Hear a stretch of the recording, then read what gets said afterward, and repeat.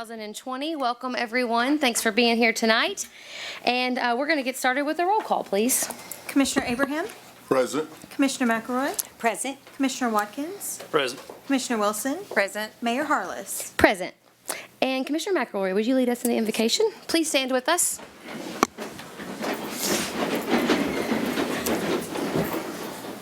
Our good and gracious God, we come to you with grateful hearts for all you have done for us and all you've provided for us. We find ourselves in a unique place with this threat of this virus all around the world, and we pray your hand would be on us as we make decisions about our own city, our own families, our own communities. Give us wisdom. Give those, the scientists, the doctors, the elected officials at higher levels across the world, great wisdom as they seek to put an end to this. We pray that you would bless us tonight with your wisdom, your discernment, your humility as we make decisions. May we love you and love our neighbor as ourselves. In Jesus' name we pray. Amen. Amen. Thank you so much. Please join me in the Pledge of Allegiance. I pledge Allegiance to the flag of the United States of America and to its republic for which it stands, one nation, under God, indivisible, with liberty and justice for all. Thank you all. You may be seated. City Manager, are there any additions or deletions to the agenda tonight? No, Madam Mayor. Thank you very much. All right, we have several presentations tonight. I want to welcome Lindsay Cunningham from the Purchase District Health Department, if you want to come on up. And I want to say a special hi to Kent Coster and also Jerome Mansfield from EMS. Thank you all for joining us tonight. Good evening. Hi. Hello, I'm Lindsay Cunningham. I'm the epidemiologist for Region 1, and I would like to thank the Paducah City Commissions for having me tonight.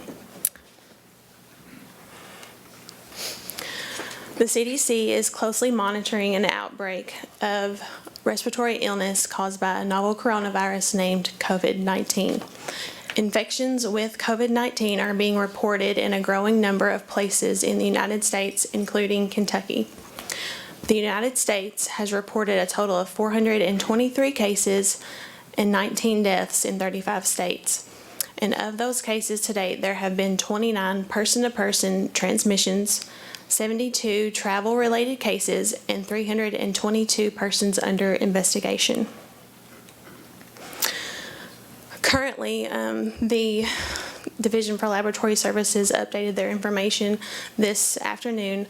We have 8 people in Kentucky that have tested positive for the COVID-19 infection involving Fayette, Harrison, and Jefferson counties.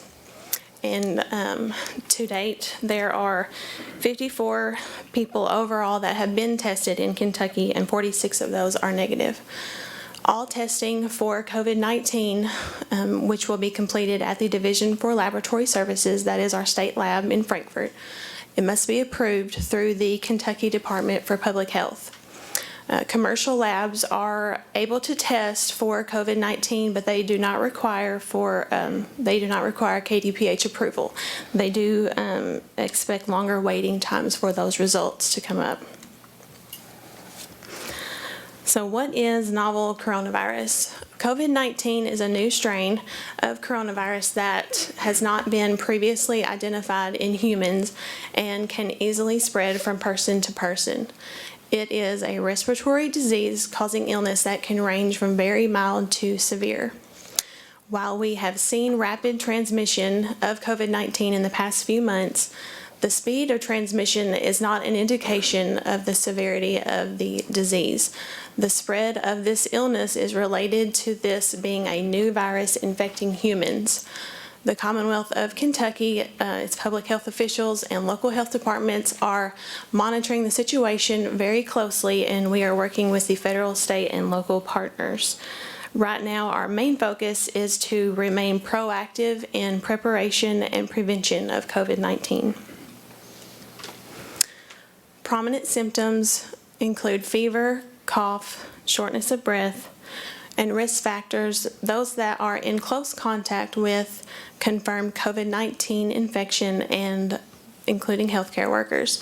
Those who have traveled in the past 14 days in countries with ongoing community spread, and those countries include China, Iran, Italy, South Korea, and Japan.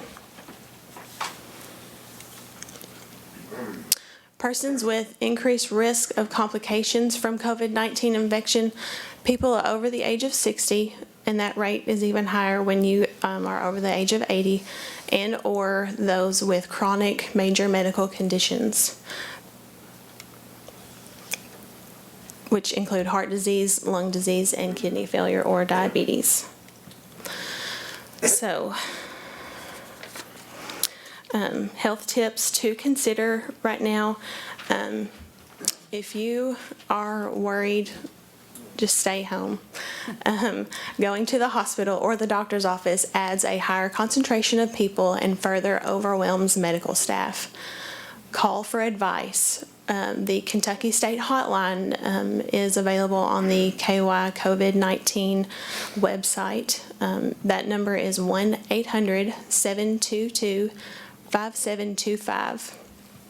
Or call your local healthcare provider for questions. If you are sick and you feel like you have an emergency, please call your doctor or seek medical care.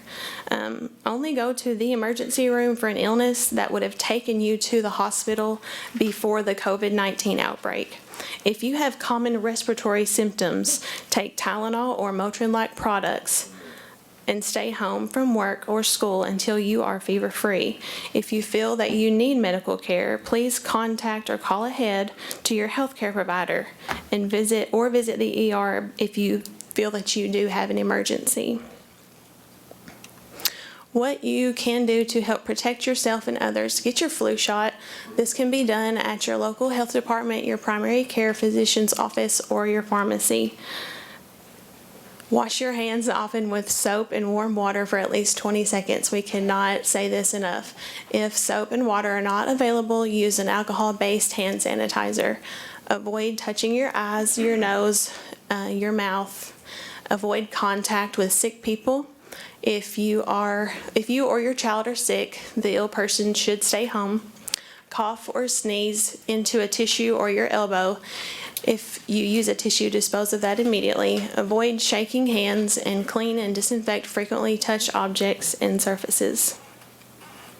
If you are 60 years or older or have a chronic major medical condition, we recommend that you avoid densely populated areas or events. We are advising nursing homes and long-term care facilities to restrict visitors to their facility. For more information, the Kentucky Department for Public Health has a wonderful website. That's kycovid19.ky.gov. This website updates real-time data on new cases that have come up in Kentucky, and just provides more information for concerned citizens. Again, that hotline number is 1-800-722-5725. Thank you. Thank you, Lindsay, so much. Do you mind staying in case anyone has any questions that you might be able to answer? Absolutely. Commissioners, do you have any questions or comments for Ms. Cunningham tonight? I have one quick question for you. You mentioned that commercial labs are able to do the testing as Yes, well, ma'am. so they don't necessarily have to go through the state health department to get Correct. permission, correct? Okay. Correct. So there are some local providers that could order from like LabCorp or Yes. somewhere like that and Yes, get the testing absolutely. locally. Okay, I didn't realize that. Thank Yes. you very much.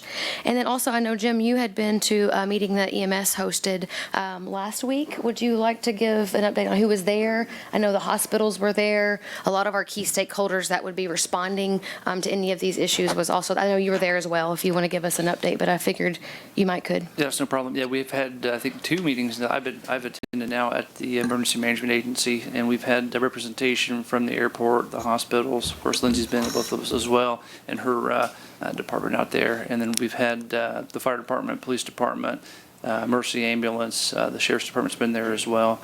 And also we've had, today we had the airport fire department engaged as well. And we have another meeting this Thursday. Yes. Excellent.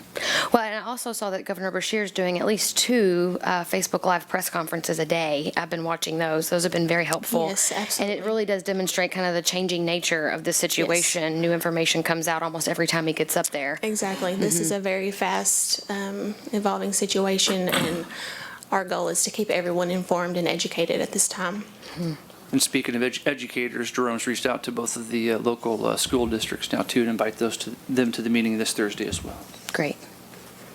Anyone have any questions further than that? Well, I have a question. Is there, and you may answer this and you may not, but other than what we've heard on the radio, is there anything different as far as the status of the upcoming quilt show? That's a great question too. That was what our meeting was about today out there at the Emergency Management Agency. And right now, the status is they are preparing to hold the event as planned, but we'll continue to monitor the events as they, I guess you'd say, as they unfold over the next few days and few weeks, and be having continuous meetings about that and making sure we stay in contact with them and the convention center and our local partners just to make sure we make the best decision. Thank you so much for being here tonight. Thank you. I Appreciate it. All right, next up we have David Hampton from Kemper CPA. John, are you going to introduce them? Yes, ma'am. First of all, I wanted to say it's really nice to see so many people show up to hear about the city's audit. And we'll keep this as brief as possible. Good evening, Mayor, Commissioners, City Manager. Tonight we have with us David Hampton, CPA with the Kemper CPA.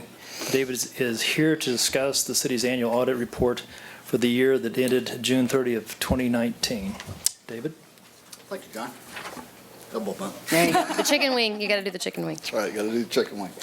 As John said, my name's David Hampton. I'm with Kemper CPA Group. I'm a partner there, and I'm here to present your financial statements for June 30th, 2019. First off, I'd like to thank you all for having us as your auditors. It's always a pleasure to work with your organization.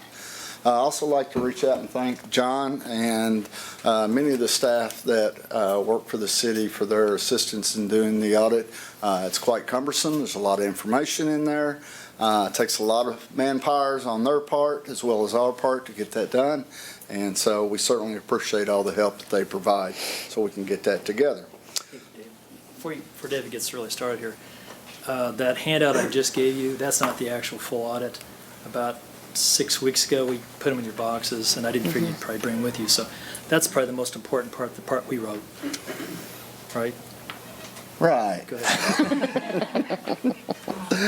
Actually, there is some very good information there. So first off, just to kind of give you an overview of a CAFR report, it's much more substantive than just basic financial statements. It includes an introductory section that is prepared by the city's finance department.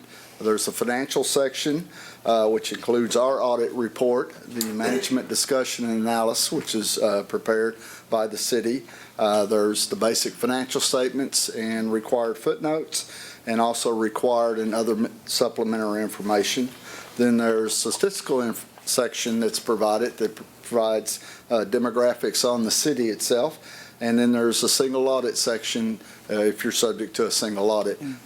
Any government entity receiving federal funds over $750,000 are subject to that. And of course, you all did this past year. So on pages 11 is our independent auditors report. In the second and third paragraph, we discuss the responsibility of the city and our responsibility as your auditors. These are the city's financial statements. Our responsibility is to express an opinion on these financial statements based upon our audit performed. As noted in the sixth paragraph, it discloses our opinion. And as we noted, we've determined these statements are fairly presented in all material respect. This is known as an unmodified or a clean opinion. That's what you're looking for. On the next page, in the first paragraph, we did apply limited procedures to the management discussion analysis, the pension and other post-employee benefit supplementary information, which is required under government auditing standards. These are located on pages 13 through 28 and on 101 through 108. Because this information is not audited, we don't express an opinion on this information.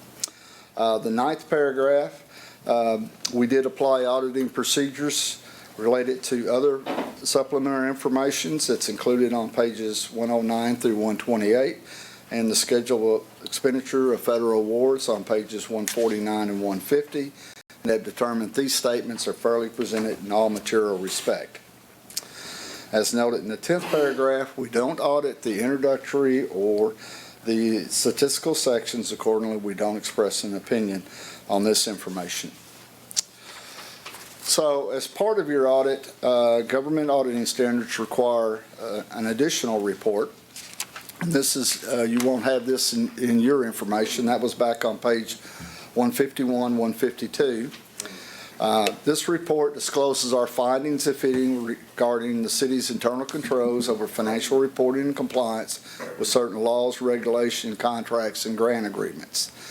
In the second paragraph, our responsibility is to consider the internal control over financial reporting for the purpose of planning and performing our audit, but not for the purpose of expressing an opinion. So accordingly, we don't express an opinion on the city's internal controls.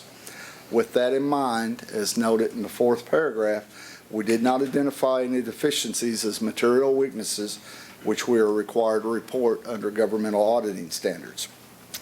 In the next paragraph, as part of obtaining reasonable assurance that your financial statements are free of material misstatements, we perform tests of compliance with certain laws, regulations, contracts, and grant agreements, and we noted no instances of non-compliance or other matters that are required to be reported under governmental auditing standards. Our last report is on pages 153 and 154, as required by the U.S. Office of Management Uniform Guidance Compliance Subject, or your federal awards. This report discloses any non-compliance, if any, regarding the city's compliance that could have a direct or material effect with the provisions of major programs or grant agreements, your federal awards. As noted in the 2nd paragraph, compliance is the responsibility of management. Our responsibility is to consider the city's compliance for the purpose of planning and testing and to obtain reasonable assurance that the city complied in all types of compliance which could have a direct or material effect on your major federal programs. In the 5th paragraph, we have determined that the city has complied in all material respects, the types of compliance that could have a direct and material effect on each of its major federal programs. In addition, as noted in the 6th paragraph, the city is responsible for effective internal controls over compliance. As noted in the next paragraph, on the next page, we noted no instances of non-compliance or other matters that are required to be reported under the uniform guidance. And that concludes our presentation. If there are any questions that you may have for me. Any questions? Not at this time. Thank you so much. Appreciate your work. Once again, we certainly thank you for the opportunity to serve your organization. We look forward to working with you in the future. If you should happen to have any questions, please feel free to reach out to either myself or Barry. You can catch one of us at the office almost any time. So. Okay. Thanks for being here. Thank you. Appreciate your work.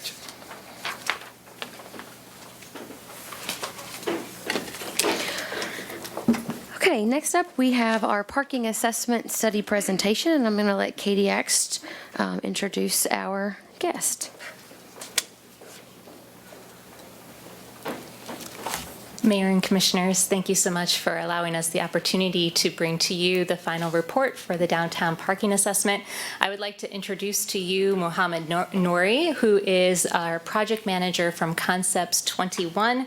Concepts 21 is an architectural and engineering firm based out of Louisville. And Mr. Nouri brings decades of experience on transportation engineering and parking management.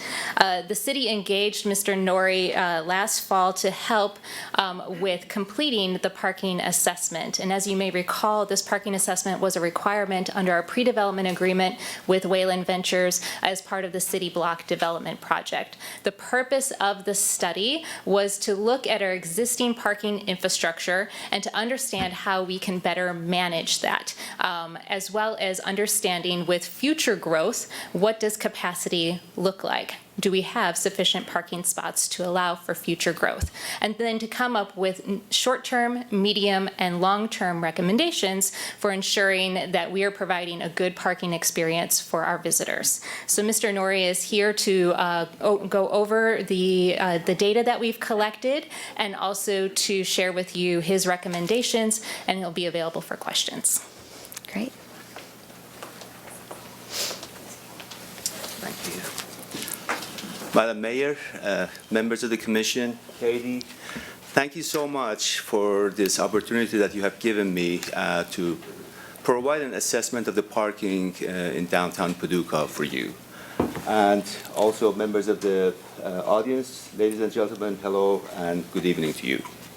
Our scope of work for this particular study has really three parts. First was to understand the existing parking conditions in your downtown area. Of course, when I talk about downtown area, we are talking about a service area because your downtown is much larger than the 12 blocks that we have identified here, but I'll come back to this later. Second, our purpose of our study, the second part of it was to understand that city block redevelopment. What does that mean in terms of the parking and its impact on downtown parking conditions? Third, and as Katie explained, to come up with strategies and recommendations both in the near term and also in the medium and also long term to address not only today's parking conditions in your downtown, but also in the future, especially if it's coincided with additional growth or additional development in your downtown. Initially, before we started this process, we identified 12 city blocks. We call that a service area, parking service area. This parking service area, basically, at its core, it's at the intersection of Broadway and 2nd Street. That's where your Market House is located, and that's where, in our opinion, and I believe you would also share that with me, that it is the core of your downtown area in terms of the activities, in terms of the parking, and so forth. This area also happens to be this 12 block that we have selected within 1 to 2 minutes of walking in any given direction. So that was really one of those criteria that we selected to provide a basis of our understanding of the parking conditions, parking experience in your downtown area. Within that 12 block, you have two types of parking. One is, we call that off-street parking. These are primarily parking lots. Some of these are at the control or the jurisdiction of the city. They're viewed as a city public parking, and they're indicated in a blue dot as it's shown on the graphics here. And we have about 608 of those. Combine those lots, we have 608 spaces. We also have parking lots that they are associated with sister agencies, such as Carson Center, such as the U.S. Bank. These are, during the normal times, they are used for specifically the purposes of those organizations. If there's an art show going on at the Carson Center, that parking is solely dedicated to them. In the event, there are no events or activities at those places. Conversely, with the U.S. Bank, and then you have a special event downtown. Those places are also can be used by general public for parking as well. So that's how we have considered those parking, because it does come into the equation when we are talking about the parking, because it's the aggregate and the combination of the parking spaces, both public and also private. And when I say we, it was personally myself, and also with the help of the city staff. At 6 different occasions, we came here, we studied the basic operations of the parking at these facilities. Speaking of it, first, let's start with the public parking places, public parking lots, basically. At different days of the week, we decided, based on the observation, that Wednesday, Friday, and Saturday was a typical day that's of the downtown activities. We also heard and we also documented that really on Saturdays you do have a lot of activities. People are coming to downtown for various reasons, whether to go to Carson Center, go to the restaurants, go to the cultural activities, and so forth. So Saturday was also was decided as a day that we would use to perform our basic baseline parking analysis. In addition to that, at the direction of the staff at the planning department, we did a parking inventory and parking analysis on the Saturday after Thanksgiving. Again, it's a busy time of the week, busy time of the year, and so forth. A lot of people are coming to downtown. So we wanted to see what is the experience and what's the magnitude of the use of those parking facilities. As you can see from this particular graph, we have a total of about 608 public parking spaces. With the exception of the Saturday after Thanksgiving, parking use at those particular lots, they range from some at the lowest end of it at 13%, and it goes all the way to 22%. On Saturday after Thanksgiving, that usage rate was at 42%, basically meaning a lot of people are coming to downtown and using those parking spaces. We did the same type of analysis at those same dates with the parkings, that's mainly the US Bank and also the Carson Center. The numbers are a little bit different because different activities, different type of activities were taking place at those parking spaces. Nevertheless, you can see at the highest usage, which was on Saturday, the 11/23/2019, we're approaching about 200 of spaces that being used out of the 541 spaces that's available for parking. So that was one type of a parking facility in those service areas. The second type of parking is your typical on-street or curbside parking. We have, within the service area, 563 spaces. These are parking spaces along Broadway, parking spaces along Jefferson Street, parking spaces along most of your streets that parking is allowed. There are a few exceptions where parking is not allowed, but I will cover those later. Same thing. I'm not going to go through each of these dates, but we did these same type of analysis at those 6 different dates. This is the busy time of the Saturday after Thanksgiving. You can see the bars that are blue. These are the amount of parking we have. And the bars that are red or pink, these are the amount of the parking that's being used. Predominantly, consistently, Broadway ranks on the top of your usage in terms of the parking. If you go out today, if you notice that on the street, that this data will be validated because a lot of time along the Broadway and also along the 2nd Street, these are the most heavily used parking spaces on the street. That's another snapshot from a Wednesday. So that gives us sort of that we completed basically our baseline of what is occurring on a daily basis on a typical Friday, on a typical Wednesday, on a typical Saturday, during the different times of the day on Saturday. And we noticed that your parking utilization or parking usage really picks up from 11 a.m. till 1:30, 2 o'clock in the afternoon. It drops a little bit. It picks up again around 4:35. It peaks around 6:30, then it goes back down again. It never reached the point of 75 or 80 or 90%, with the exception of the street on Broadway, which was consistently exceeding above 75, 80, in some instances all the way to 90-some% utilization. What happens at the city block? That was part 2 of our study. We have this development, we have this proposal that's coming to downtown at the corner of Broadway and Water Street. Basically, the proposal is a 4.5-story hotel along the Jefferson Street with a restaurant, with an event space in it.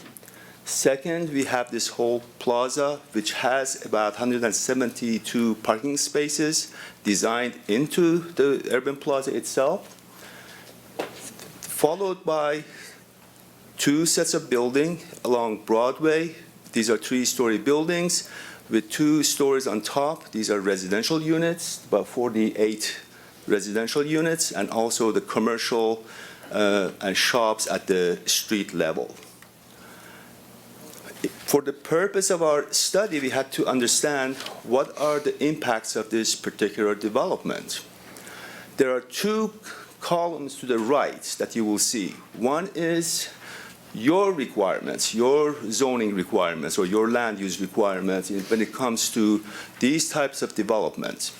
And those numbers are stated as such.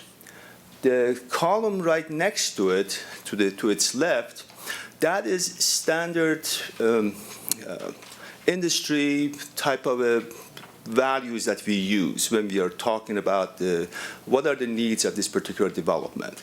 This also is coming from the developers might be. You know, these will be, if I'm building an 84-room hotel, a developer or the hotel company will tell us, not only we need 84 room for each of our guests, because during several times of the year we will go to high occupancy. Then we will need some people for the staff or the receptionists, and etc. So based on that, we are estimating, for example, for the hotel we will need 90 spaces. Same thing with the restaurant and retail.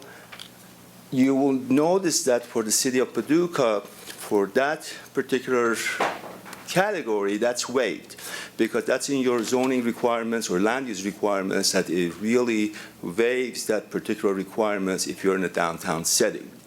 Nevertheless, we had to do this due diligence. That's what we did. And based on your requirements, we will need 182 spaces for this particular development. In our calculations, in our thinking, by the way, both of them are correct. There is no wrong or right here. We think 256 is probably more appropriate, or there's another way of looking at it. For the purpose of analysis, and we talked with your planning staff, we wanted to be on the conservative side. So we have selected the number 256 as basis of our analysis and recommendations, and to assessing the impact of this particular development. In order for us to assess what the parking impacts would be, we even further zoomed in from our 12-block service area into really 6-block areas immediately next to and adjacent to the development. And those areas are being looked at, and we call those blocks within 1 block of the proposed development. So the purpose of our analysis was what happens in that concentrated 6-block area. On the left, you will see the parking demands. These are based on, again, I showed that we used the higher number of 256 on a typical Saturday, because that's when we, based on our baseline analysis that we did on section 1 of our study, on Saturday is your highest concentration of the parkers or highest concentration of the visitors that they're coming to your downtown. So we did not want to use the lowest, or we did not want to average it. We used the highest, which was at 115 in those 6 blocks that I just showed you, in that 1 block radius of the proposed development. And conversely, 71 people are parking on the streets. These are on Broadway, on 2nd Street, and so forth. That total comes about to 442 spaces that we will need for this development or this proposal to work. On the other hand, we looked at what are our parking supplies within, again, those within 1 block area. And when we total those, we have about 560 spaces. So that tells us immediately and very simply that there is a surplus of about 118 parking spaces within that given those 6 blocks that we just covered for you. So once we finished all of that sort of the groundwork type of work and so forth, working back and forth with your planning staff, we, at their suggestion was we need to bring public in and let them know this is what we have done so far. This is the results of our study. So they held a public informational meeting on February 13, right here at the atrium of this building from 2 to 6 p.m. We have more than 40 people showed up. The purpose was really to tell us what are the barriers, what are the impediments in terms of the parking experience in downtown. And number 2, tell us what we can do better, how we can manage this thing better, how we can have this better utilization of the parking so you feel more comfortable, you're more, so you will come back and revisit this downtown area. That was really the purpose of that open house.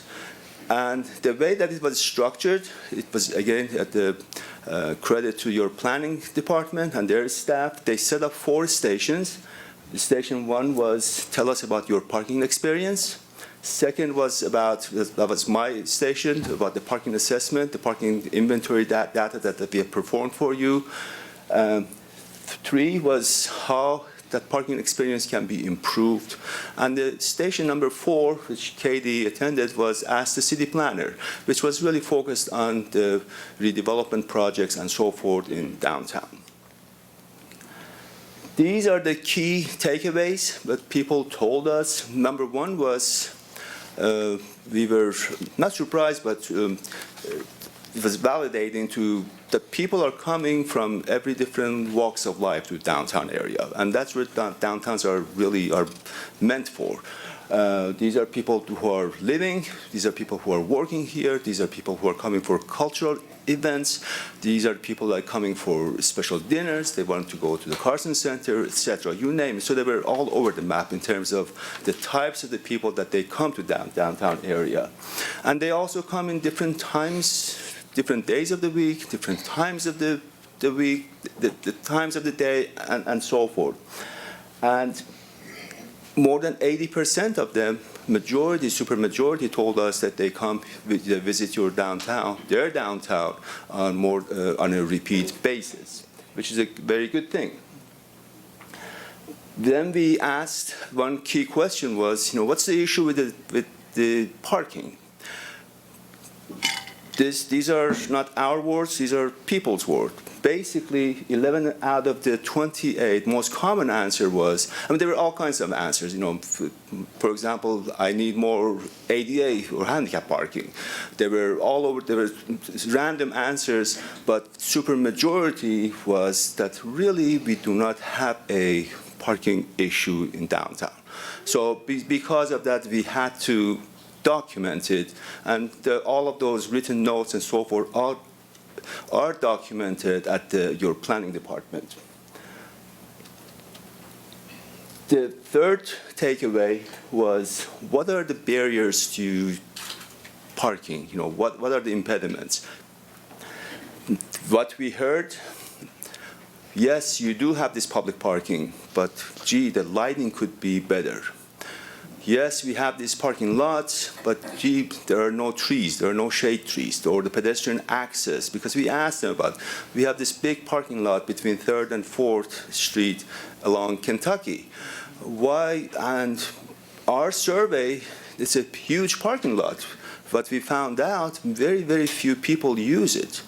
First of all, people do not know that that can be used for public parking. I mean, that was one of the reasons. And second, there is no name for it. There is no trees. There are lights, but these lights are more of an industrial type of a light, whereas they are looking for more of a pedestrian-oriented type of lighting and so forth. So those were basically a lot of, we heard from the people about the barriers. And then the second was the distances that they will take from those parking lots to get to their destinations. Valid points. And then we asked the questions where, you know, how can we improve? Where should we begin? And that's where people told us, you know, make these lots or make these facilities a little bit more appealing by maybe better landscaping, better annual flowers, etc. And lighting it goes back and ties into the safeties. Parking experience really, it's proportional with the safety. The safety goes up, parking experience goes up. So the lighting, we were not surprised. And the last one was the whole issue of the signage, the branding. We are not sure whether I can park in that particular parking lot. So that's where the signage and branding really comes to our conversation.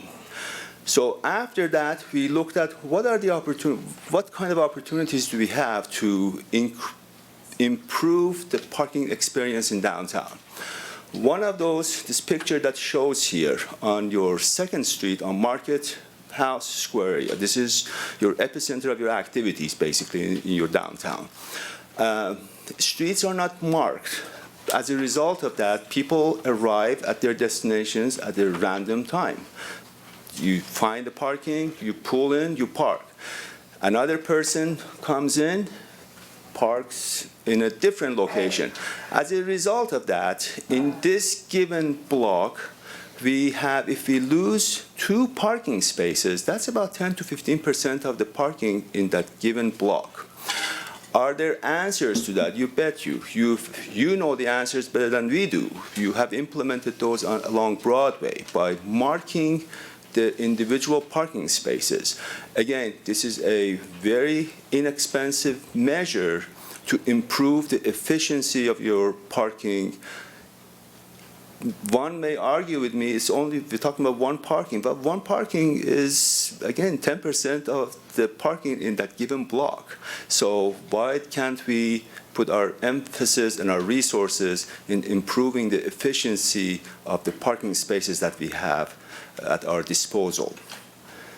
Second item was this whole issue of the loading zone. We have one area that I know in your downtown, at least in the service area, that we have designated as a loading zone. And there's the answer is obvious. You know, the 2nd Street, it's a brick street, it's narrow, it's not easy to pull a truck in or pull a truck out, so that's where the location is fine. However, there are no signage in terms if there's some debris or there's ice or snow on the ground and so forth. You don't even see that. So better signage, again, these are little incremental, small steps that could be taken to improve the whole parking experience. In this case, is for the merchants, not the visitors. We noticed that along Broadway, commercial vehicles double park, and they go deliver or pick up the parcels and so forth. This is not unique to your city. It happens everywhere, and it's an accepted practice. Rather than coming and establishing a loading zone at each block, which takes up that valuable curbside parking and dedicating it to commercial zones, we recommend leave it alone. This is okay. This happens in Louisville. This happens in New York. It happens in Chicago. And it happens in Paducah. Everything works fine. People will come around and will go around that UPS truck or FedEx truck to get to their destinations. Your planning staff, your city, from what we hear, they want to be proactive and responsive to the needs of the elderly in the community. Because, again, we go back to the diversity of the users that they come to their downtown. So they are interested in establishing some special zones, maybe at the end of each block, that is totally reserved for people with the disabilities. And these are, then at the end of those blocks, we do have curb ramps and so forth, so they can easily get on the sidewalks and they can navigate their way to their destinations. It will require a planning study. You can't just say put one at each block, because there are some engineering complications, there are some drainage, some grade issues needs to be worked out. Nevertheless, this would be one of the recommendations that we would make to you to undertake that study to what are the feasible ways of providing ADA and accessible parking, especially to begin with at your service area and hopefully expand it to the rest of your downtown. We talked about the couple of parking places that you, public parking lots that you have. Gee, could these be better utilized? You bet you. You know, they need to be, because they're really within a couple of blocks of your heart of your downtown area, yet they are severely underutilized. So these, if they have a better lighting, better pedestrian access, so people can come in and get out, better signage so people know these are public, signage that says it's free. I mean, these are really fundamental but simple stuff, but people are apprehensive about using them because they don't know, if I park here, what's going to happen to my car? Is it going to be safe? Am I good to park here? And these are the types of the impediments that you want to remove from that parking experience. You have done this. I mean, you know how to do this thing in the city of Paducah. This is at the corner of Marine Way and Kentucky. It's a public parking. Yet it has a defined pedestrian access, it has landscaping, and it has lighting that's pedestrian oriented. As a result, you feel safer, you feel more comfortable parking there. If you put a big sign that says public parking, free public parking, that's all you have to do with this given facility. So at the conclusion, at the end, basically, when it comes to city block redevelopment, we are proposing no action is required, because when you saw the numbers, what we have available, what will happen with the parking, there's actually 100 and some spaces, a surplus of parking that's out there that could be used for your additional growth in downtown. There's additional residential, another shop is opening up, so there is room for these developments or this growth to occur in your downtown, yet not to be impacted by lack of parking. Number two, in terms of the parking utilization, we are recommending in the near term, in the next 1 to 3 years, to undertake that study of which streets, I mean, that when we say mark the street with the T marking, well, when it comes to 2nd Street at the Market Square block, it's not easy. It's a historic blocks. So there are some thoughts, there are some resources that needs to be allocated to it, yet we think if you do that, you will increase the amount of parking and also the efficiency of the parking. In some areas along the 3rd Street and the north and the south end, along Jefferson Street, you have a huge amount of parking potential out there. And during the open house, I personally asked few people, you are telling me we don't have parking. Jefferson, why can't you park along Jefferson? People said, you cannot park along Jefferson Street. I said, why not? Again, by the marking these, by making them available, and also Jefferson Street or Water Street, these are very, very low volume types of roadways. After you consult with your city engineers, I don't believe the Kentucky Transportation Cabinet is involved here, but the local streets, I would strongly recommend to explore the opportunity of angle parking. Angle parkings are typically, I mean, it slows things down. In terms of the traffic safety, one will argue it's not safe to backing up, yet it's been occurred, it has happened in many downtown settings, especially smaller communities. It works well. It slows things down. In the same line, it adds to your parking capacity. Parallel parking takes about 24 feet of space. You angle this thing, it's about 10 or 12 feet. So all of a sudden, you are multiplying your amount of the parking. That again, you're going back to how we can better manage our existing supply, existing infrastructure that we have. That is one way of doing this thing. We talked about the accessible parking. It will require a study. We think that's, again, needs to be done, especially with the whole aging of the America. That needs to happen relatively soon, within the next 1 to 3 years. And then in terms of the parking, upgrading the image, the infrastructure of the parking lots and so forth, we, with consultation with your planning staff, we put that in the medium term. And then one thing was, on item number 5, you do have these city parking, public parking areas. One idea is this need is not imminent. Let's say in 5 years, downtown is really booming. We are really, all the parking spaces are being taken. Why don't we send our employees, if they're working at restaurants or working at a coffee house and so forth, give them an incentive, take them out of this mix, send them a block away to one of your public parking places, have those people park at those particular public parking lots. That way they free up valuable, right behind the business type of a parking space and give that space to the public.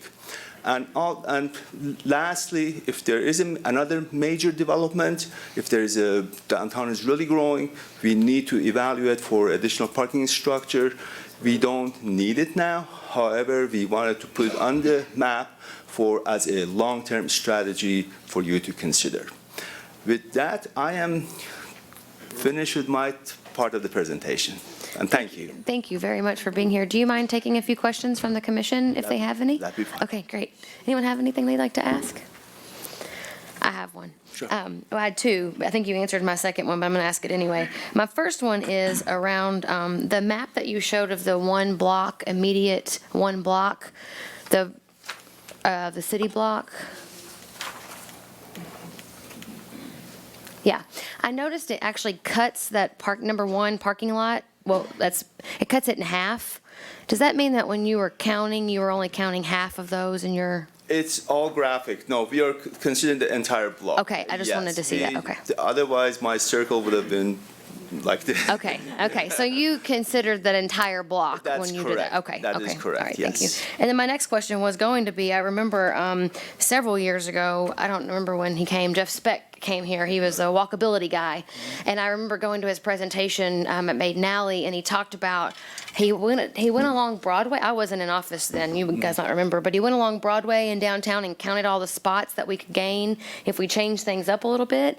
And I think we did a little bit of that, maybe. But my question was going to be, how can we gain more spots on Broadway? And you mentioned angled parking. Did you observe any other ways that we might gain some more spots on Broadway?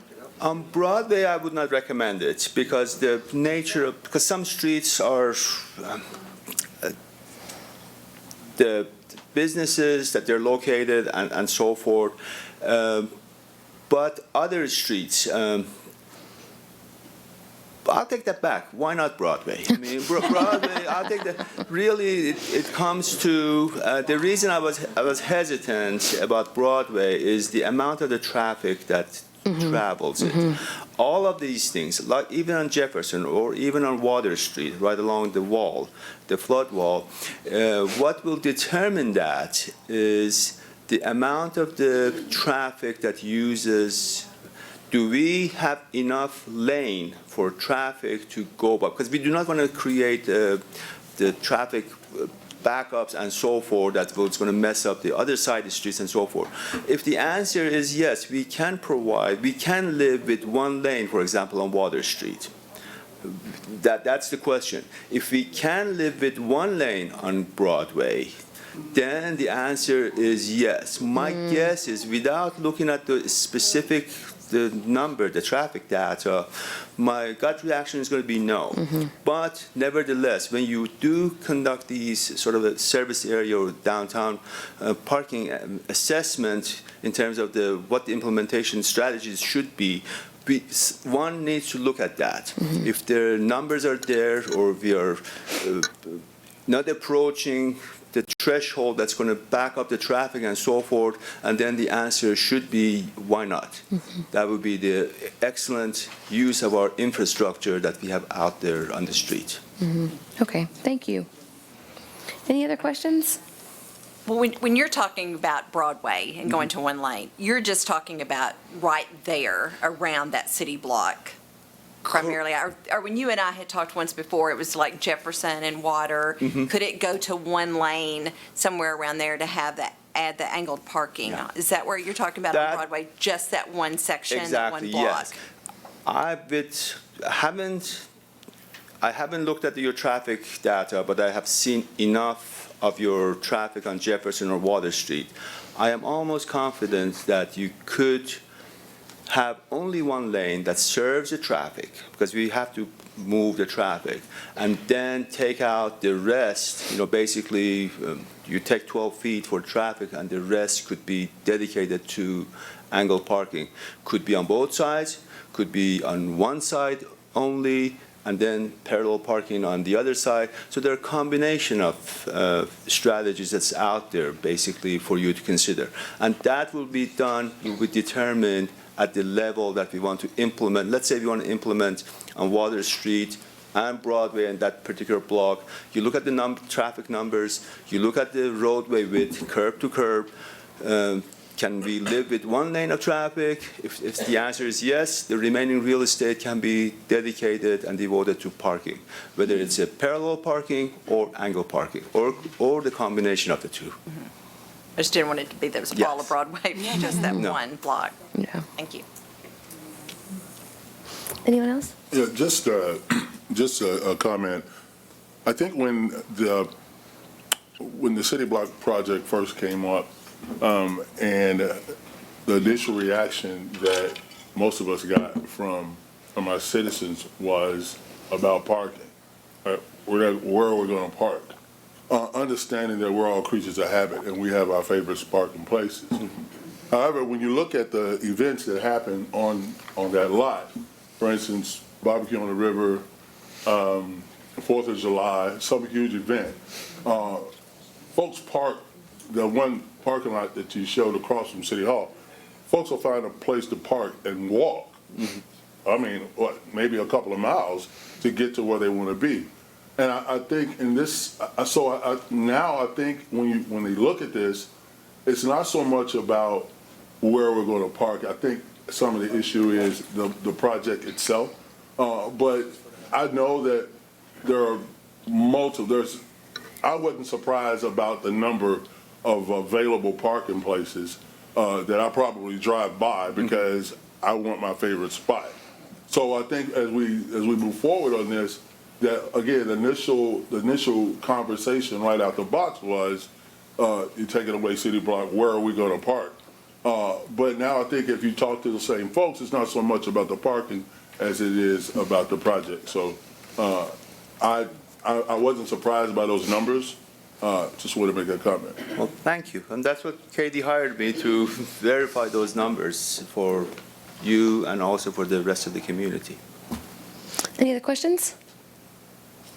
No? Thank you so much for being here. Thank you. Appreciate your work. Thank you. All right, before I jump into the business, I'm going to make sure I remind everyone, if you're here to make a public comment on any of the agenda items, make sure you fill out one of those forms over by the door and turn it into this box. And we'll come up on those public comments at the end of the meeting. All right, we're going to move into the consent agenda. Items on the consent agenda are considered to be routine by the Board of Commissioners and will be enacted by one motion and one vote. There will be no separate discussion of these items unless a board member so requests. Does anyone have anything they'd like to remove for discussion tonight from the consent agenda?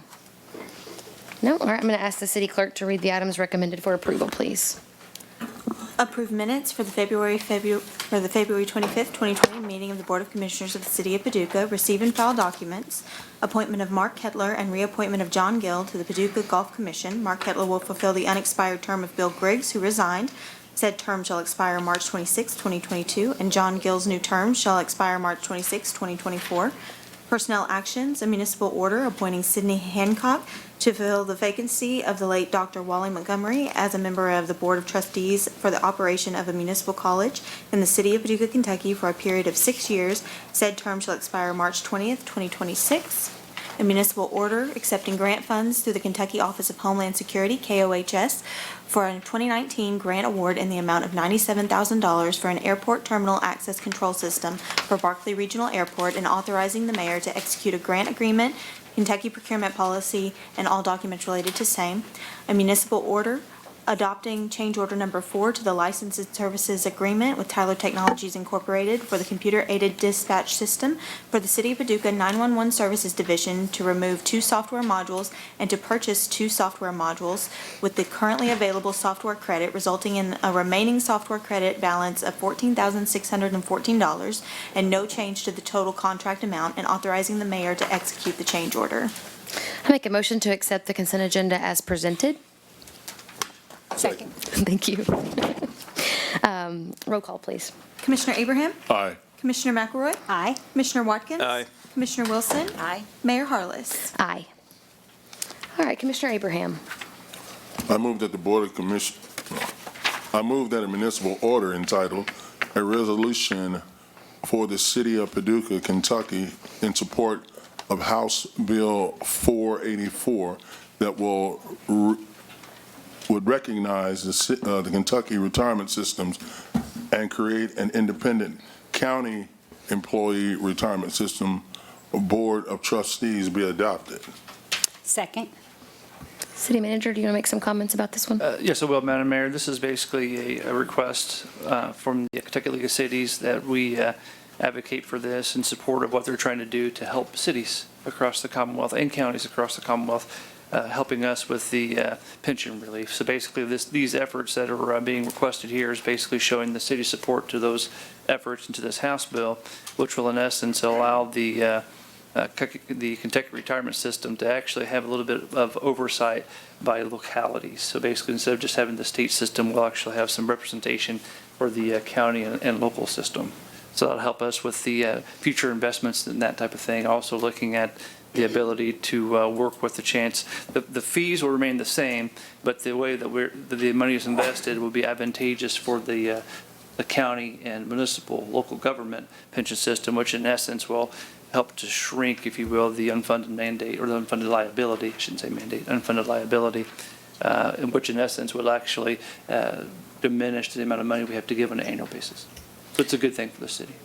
I would just add that the county employees retirement system is solvent, strong. When I was in the House, I supported the bill to do that, and there was a majority in the House and Senate that supported, but the governor at the time held off on supporting that, so it was kind of shelved. But it's almost funded at almost 80%.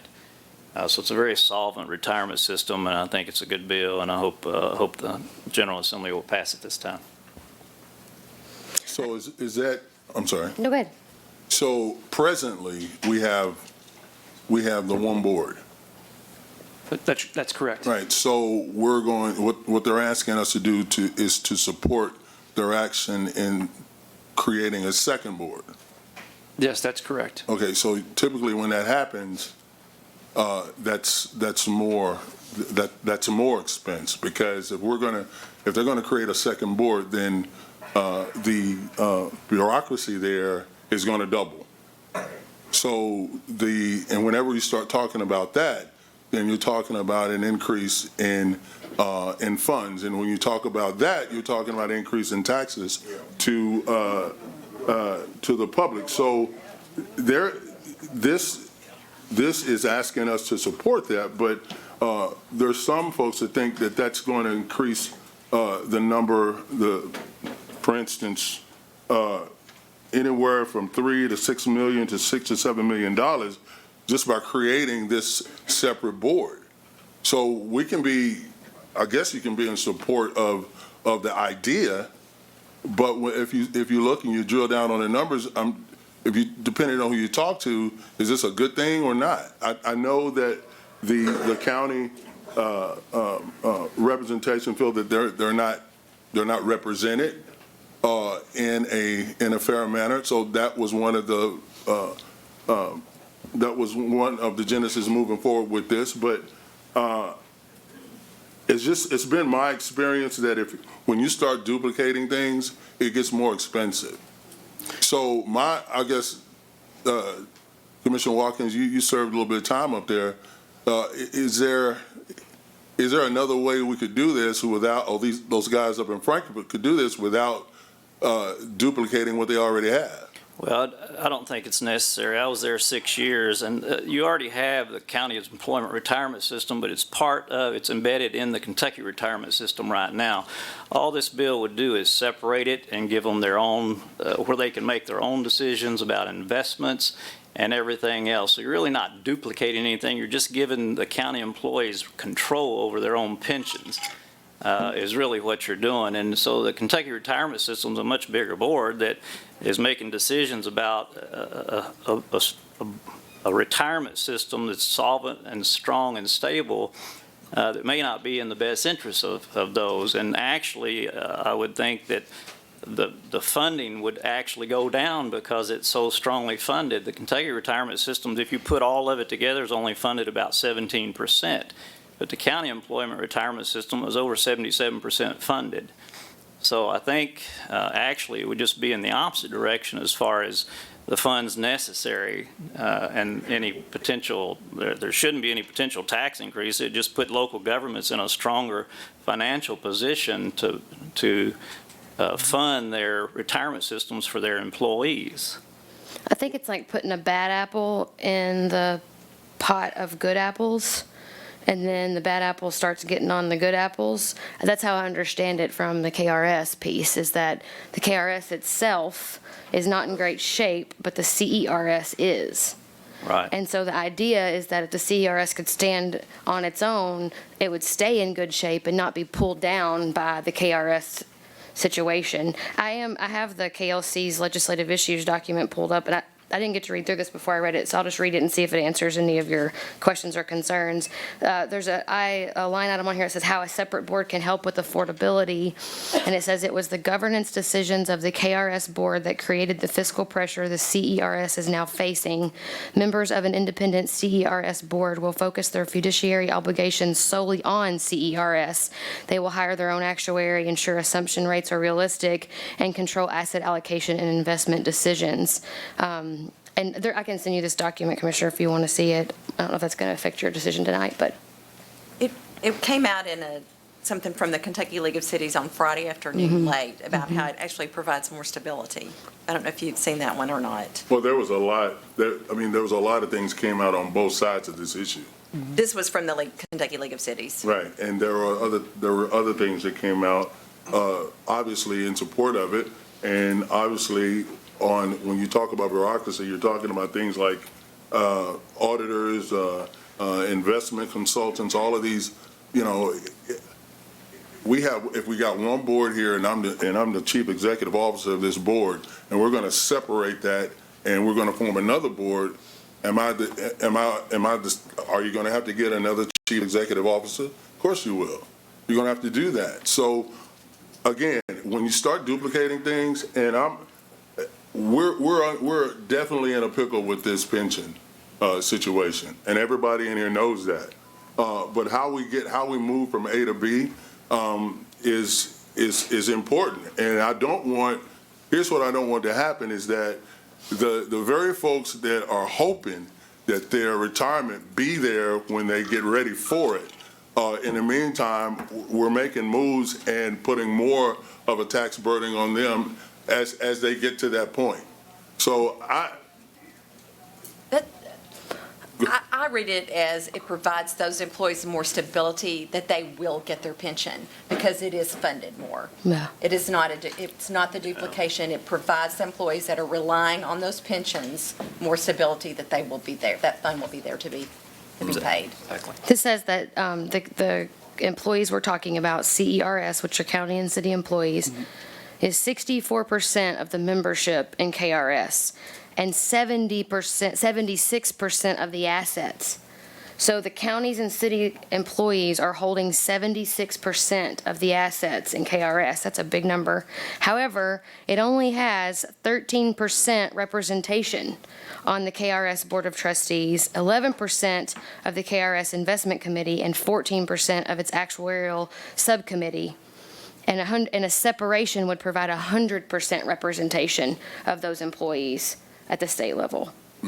Just the ability to be able to invest wisely and be able to kind of this chart year, your yeah. own path.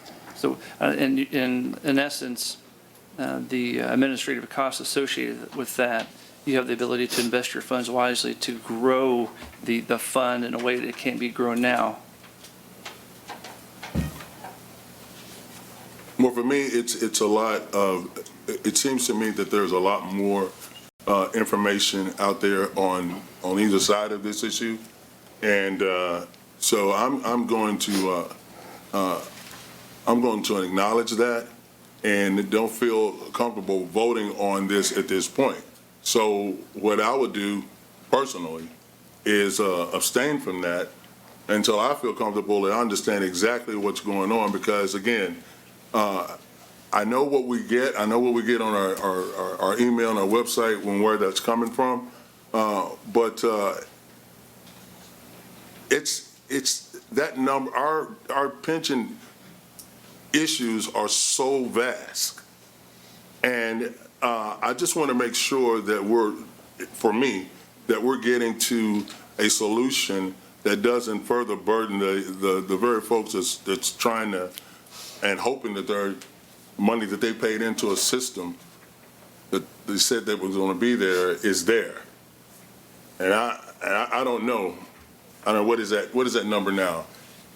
What, $60 billion? What is that? That's It's about 30 billion, I think, but that's over the lifespan of all the current employees. It's not all due today. well, of course, it's not all due today. Right, yeah, but I mean, just to make sure you understand, we have about $30 billion worth of pension indebtedness, but it's over like 27 years. Yeah. And that's only as great or as late as the last actuarial evaluation. So the actuarial evaluation is going to dictate, whoever does that study, what assumptions they make is going to dictate what that unfunded liability is. That pit, that hole depends upon who does the study and when they do it. Exactly. Yeah. I know that KLC and JD Cheney was their legal counsel and is now their executive director, has been working on this for years. And I know there was actually, and Commissioner Watkins, you might know this, there was a third-party group put together of the Pegasus Institute and a lot of other key stakeholders in the state looking at this issue. I don't know if you ever recalled that happening, but JD told me about it last year when he joined that group. And so I understand your hesitation. I feel, yeah, I've been talking to JD Cheney probably monthly for the last couple of months, and I trust his analysis, and I trust KLC has the best interest in cities, or they wouldn't be the agency that they are. So if it's okay, I'm going to move forward with the vote here, if that's okay with everyone. Is that fine? Okay. All right. We'll call roll, please. Commissioner Abraham? Abstain. Commissioner McElroy? Aye. Commissioner Watkins? Aye. Commissioner Wilson? Aye. Mayor Harless? Aye. All right, Commissioner McElroy. Yes.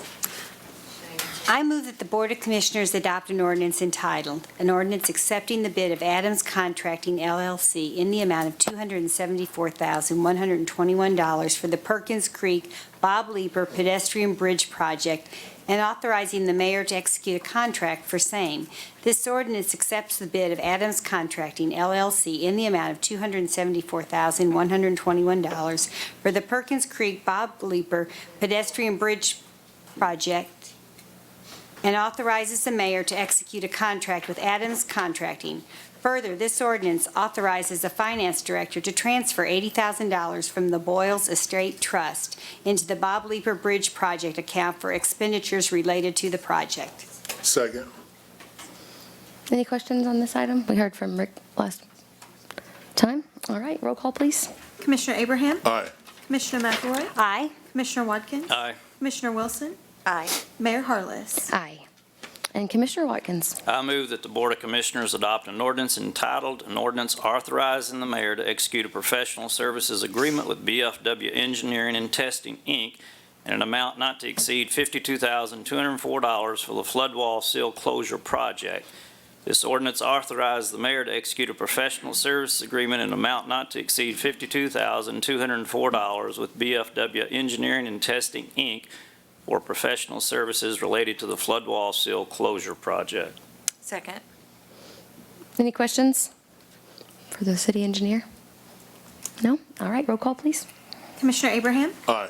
Commissioner McElroy? Aye. Commissioner Watkins? Aye. Commissioner Wilson? Aye. Mayor Harless? Aye. And Commissioner Wilson.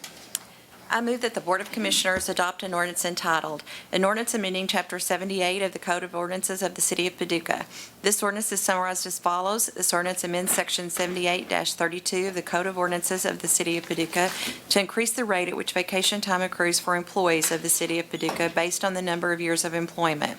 During the first 9 years of employment, vacation time shall accrue per pay period for a total of 120 hours per year. At the beginning of the 10th year, vacation time shall accrue per pay period for a total of 160 hours per year. At the beginning of the 15th year, vacation time shall accrue per pay period for a total of 200 hours per year. At the beginning of the 20th year, vacation time shall accrue per pay period for a total of 240 hours per year. Each member may accrue up to a maximum of 400 hours of vacation at any one time.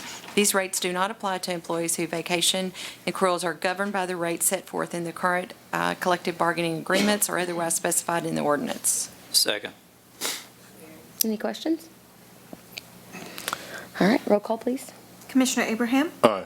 Commissioner McElroy? Aye. Commissioner Watkins? Aye. Commissioner Wilson? Aye. Mayor Harless? Aye. Commissioner Abraham. I move that the Board of Commissioners adopt an ordinance entitled, an ordinance amending ordinance number 2019-68578 entitled, an ordinance adopting the City of Paducah, Kentucky annual operating budget for the fiscal year July 1st, 2029 through June 30th, 2020 by estimating revenues and resources and appropriating funds for the operation of city government. This ordinance is summarized as follows: that the annual budget for the fiscal year beginning July 1, 2019 and ending June 30th, 2020, ordinance number 2019-6-8578 be amended by the following re-appropriations. Transfer $1,500 from a fiscal year 2020 general fund,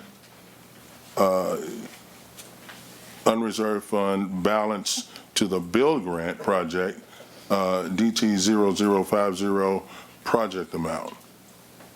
Second. Any questions? No? Roll call, please. Commissioner Abraham? Aye. Commissioner McElroy? Aye. Commissioner Watkins? Aye. Commissioner Wilson? Aye. Mayor Harless? Aye. All right, Commissioner McElroy. I move that the Board of Commissioners adopt an ordinance entitled, an ordinance accepting the bid of whoops, sorry. We did that one. Just seeing if you're awake. I move that the Board of Commissioners introduce an ordinance entitled, an ordinance amending ordinance number 2019-6-8578 entitled, an ordinance adopting the City of Paducah, Kentucky annual operating budget for the fiscal year July 1st, 2019 through June 30th, 2020 by estimating revenues and resources and appropriating funds for the operation of city government. This ordinance is summarized as follows, that the annual budget for the fiscal year beginning July 1, 2019 and ending June 30, 2020 is adopted by ordinance number 2019-6-8578 be amended by the following reappropriations. Transfer $141,000 from the FY 2020 Fleet Trust Fund balance to the Fleet Trust Fund. Second. City Manager. Thank you, Madam Mayor. This is basically for Paxton Park, their equipment we talked about. It's been several months ago when Paxton Park came in and asked the city to assist them in replacing some of their old equipment. We're looking for this budget transfer to be able to put us in position to be able to help them with the purchase of 2 new mowers, as well as a sprayer, a gator, and an aerator. Again, as we talked about before, Paxton Park is basically a property owned by the city. So in essence, we're helping ourselves, assisting ourselves, making ourselves successful. Well, I saw Rick is here. Did you stay around? Did he stay around? There you are. And Danny. Thank you all so much I thought you were here for the Golf Commission appointments, but I bet you're here for this part. Thank you all so much for what you do on that board. It is a beautiful course. It really is. I really appreciate you all. Does anyone else have any questions about this item? No? All right. Commissioner Watkins. I move that the Board of Commissioners introduce an ordinance entitled, an ordinance amending ordinance number 2019-6-8578 entitled, an ordinance adopting the City of Paducah, Kentucky annual operating budget for the fiscal year July 1, 2019 through June 30th, 2020 by estimating revenues and resources and appropriating funds for the operation of city government. This ordinance is summarized as follows, that the annual budget for the fiscal year beginning July 1, 2019 and ending June 30th, 2020 is adopted by ordinance number 2019-6-8578 be amended by the following reappropriations. Transfer $80,000 from the fiscal year 2020 unreserved MAP fund balance to the flood mitigation bridge design project account PF 0077. Second. Rick, do you want to come up here and talk about this one?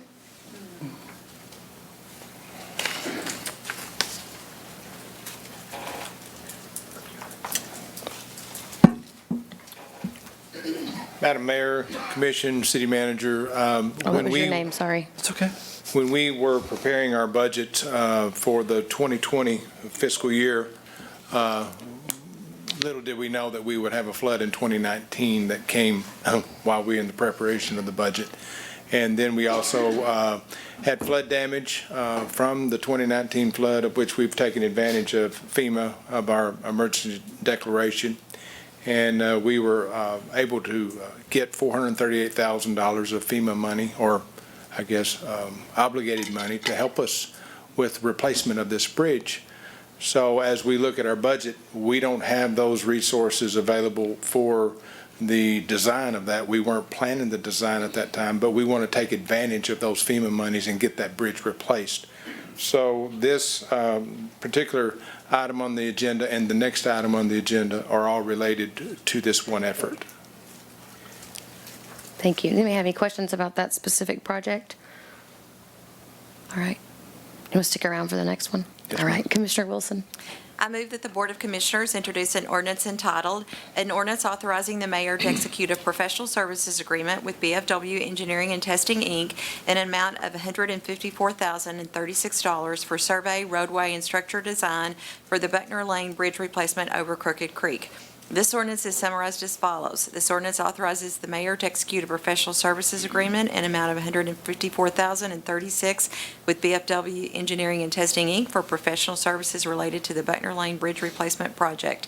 This expenditure shall be charged to the Flood Mitigation Bridge Design Project number PF 0077. Second. Thank you. One thing that I would like to, I guess, any points of clarification. We're actually looking at a project, an overall project that would have started around Hanson Lane on Buckner Lane and go all the way to the intersection of Buckner Lane and Pecan Drive. But given the fact that we've been given this money to replace the bridge, we're going to do BFW has been asked to do a complete comprehensive design for that corridor, but we're going to take advantage of the bridge replacement now and then look for funding to come later to have a shovel-ready project to finish the roadway work, but the bridge needs to be replaced now. Am I remembering correctly? Is this one of those projects listed in the master plan, the Yes, stormwater ma'am. master plan? Yes, ma'am. Okay. It was in the top 10? Yes, ma'am. Was that true? Okay. Yes, Okay. ma'am. Great. Any other questions for Rick? No? Thank We're you. Just taking advantage of any monies we can find. Absolutely. I see Mark here. Thank you, Mark, for helping us out. Appreciate it. All right, Commissioner Abraham.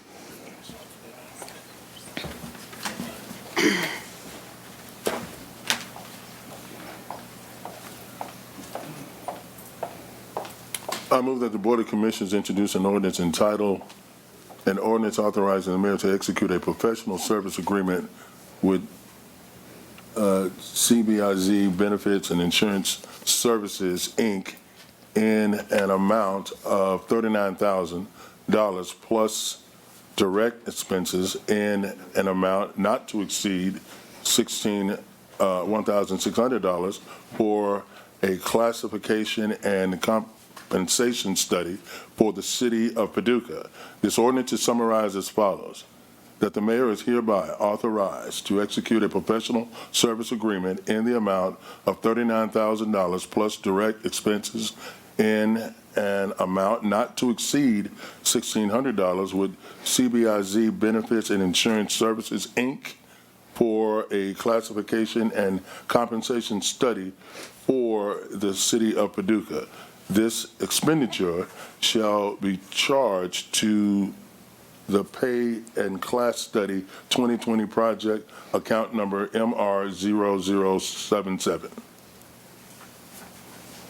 Second. Madam Mayor, Honorable Commissioners, City Manager, in an effort to recruit and retain the best talent for the city, we feel it's time to complete another salary survey. The last one was completed in 2011. This investment will allow us to see how we compare to other municipalities as well as private industry where we compete for talent in our area. They will review our current pay structure and make any necessary adjustments for market competitiveness.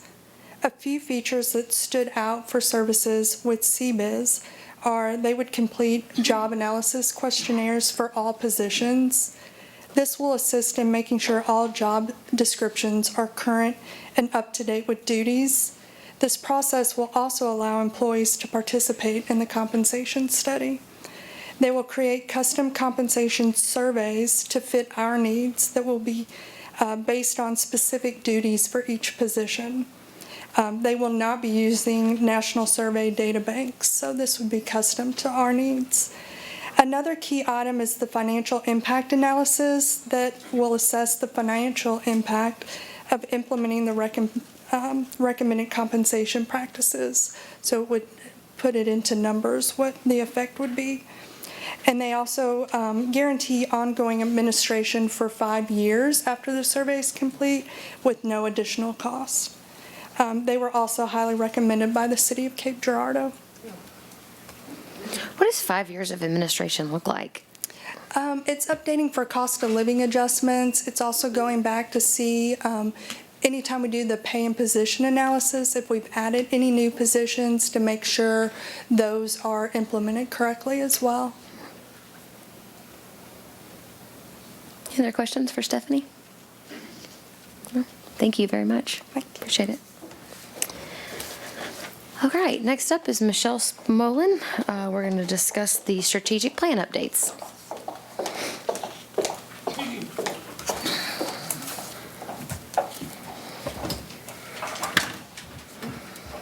Oops.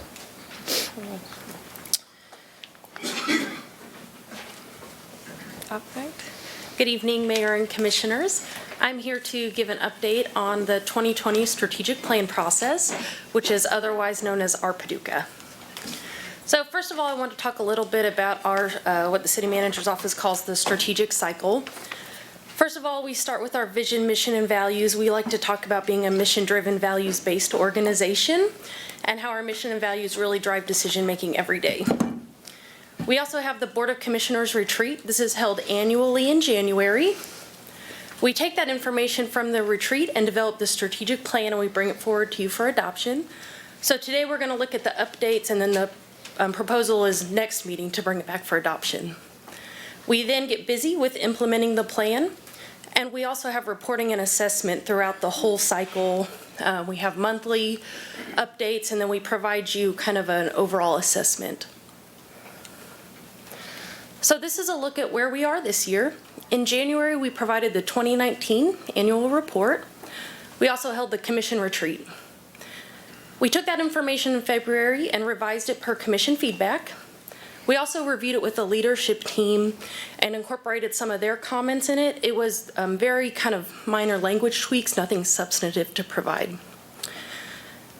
Now we're in the March 10th presentation, and we'll bring it forward for adoption on March 24th. The proposal in April is to start monthly reporting on the WIN items and quarterly reporting on all items per feedback from the Board of Commissioners at the retreat. We also used the strategic plan to inform the budget process.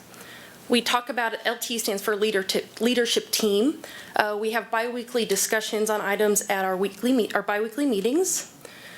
These are incorporated into performance evaluations for staff across the organization on how the progress we're making on the strategic plan items. And we also will begin updating our engagement materials around our Paducah. So really the strategic plan is a very important tool that gives staff direction on what's important to the board that we work on throughout the year.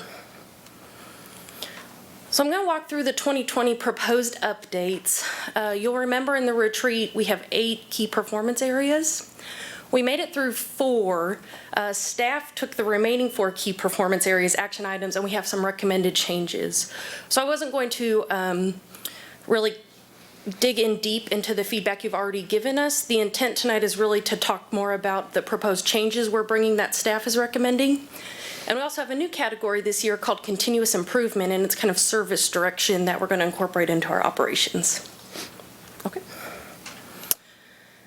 So the key performance areas have stayed the same. In economic mobility, this is one that we got feedback from the commission.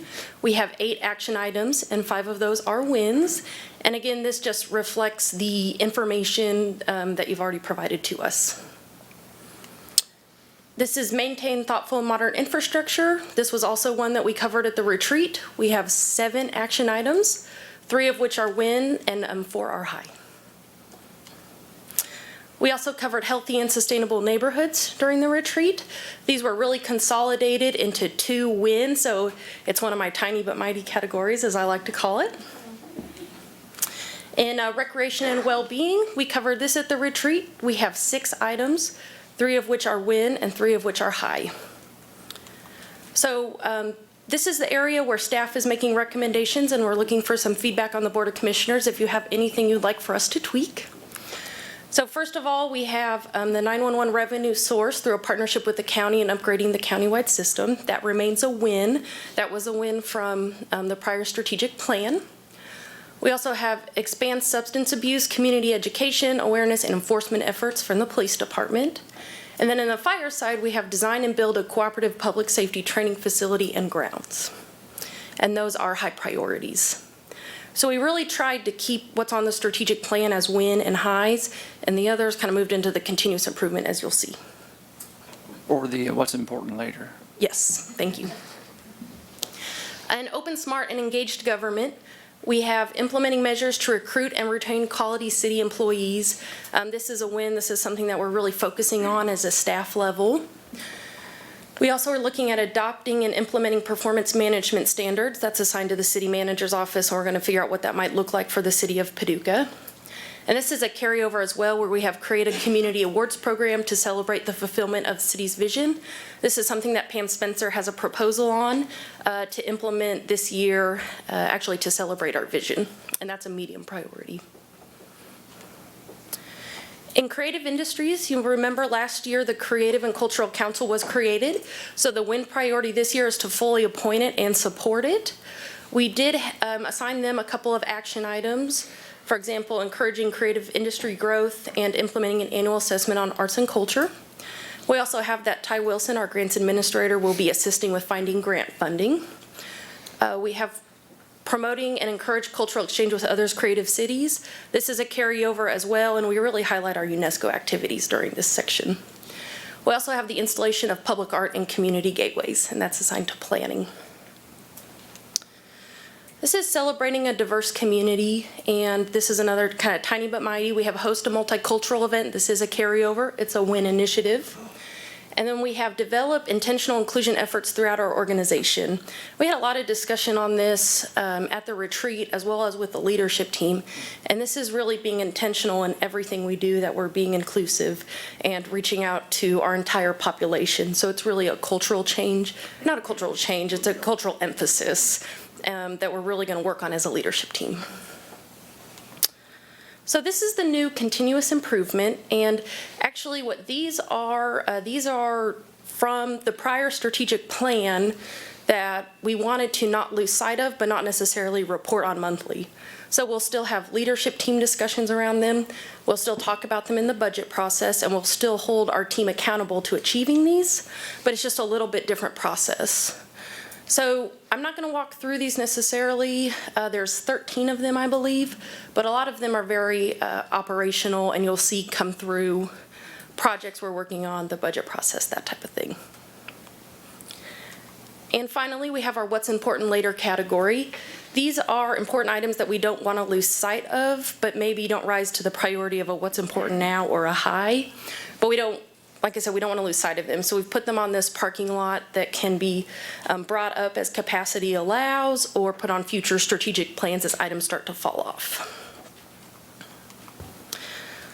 So the next steps would be to bring this forward for adoption on March 24th.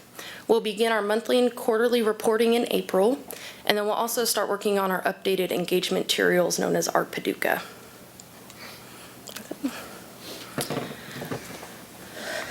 Any questions for Michelle? So we'll see that pretty soon. Well, the full report. Yep, it's just been in draft right now. Okay. So when we bring it back to the commission, it'll be laid out in the scorecard and adopted. I believe we do that through a municipal order. So that would be at the next meeting. Great. Okay. All right. Thank you very much. Thank you. All right, City Manager. I have no comments, Madam Mayor. Okay. Any comments from the Board of Commissioners tonight? I have a couple. Okay. This is over the past, I guess, a week, as we move forward with our aquatic center and recreation center. There was a pretty big article in the paper on Sunday, and I get approached about that just because it's in the news and it's what folks are talking about. But one of the things that I did, a few things that I noticed. One, Channel 6 did an interview with one of the upcoming candidates, and the question was asked when you, while you were attending the Friends of the Park meeting, did the question come up of whether to downsize or upsize the project? And the reason that I bring that up is because I think there's a narrative out there that's trying to figure out who's driving the bus. And what I mean by that is, we are, if we're gonna do this project, you would think that it would be up to us whether we would upsize or downsize. Now, I don't know why that question was asked. I have no idea. But as I go through the next couple of days, we have had a couple of projects put into to Noble Park, and Mark Thompson has been on board since we've done both of those. One was a skate park, and the reason I bring this up is because of how we handle that. The other was the Boundless Playground, the playground for handicapped kids. With the skate park, the folks that wanted to get that project going was told that you need to raise $100,000. You raise $100,000, we come back and we'll start construction on it. And they did. They raised the money. We put it in. The Boundless Playground, those folks, they raised all their money. They raised it all, and what we did was we took care of the surface. So if a kid falls, it's no big deal. They won't hurt themselves. So that was something that we had done. In the paper on Sunday, it talked about the aquatic center in Effingham. And it gave a pretty good, I didn't make that trip, but it gave a pretty good history of that aquatic center, recreation center, wellness center, and how that came to be. And as I was reading that article, I'm thinking, well, this thing had legs. I mean, the private sector stepped up and donated a lot of money. Like I think it was like $9 million. And then other folks jumped in. So now I know Illinois is a little different than Kentucky when it comes to municipalities. I think the Parks Department is an entity of their own up there, and they can do some things. But when we're talking about this project, it seems like we've been in such a hurry to get this done. The private sector that we're trying to partner with, as of to date, hasn't raised the money they said they were going to raise, and I hope they do. But so far, that hasn't happened. But in a story that Channel 6 did, and they talked about their bylaws and what they had in their bylaws, and that they would determine when they raise their money, they would determine where the money would go.